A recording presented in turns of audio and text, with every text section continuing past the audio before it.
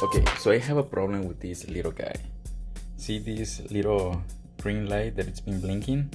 For some reason, this thing doesn't work. It doesn't matter what number I choose, it doesn't start.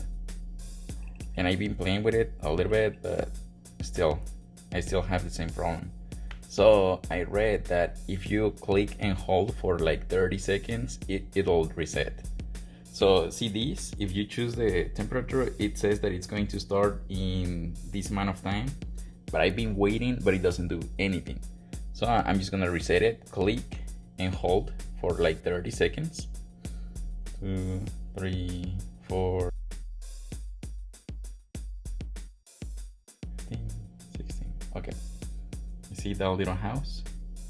And now we're gonna wait till it reboots and we'll see what it does. Okay, so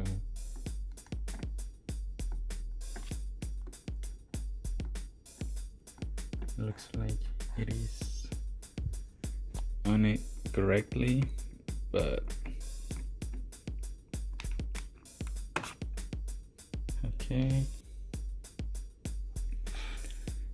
let's clean this little guy. And now this connection. And let's try this one more time.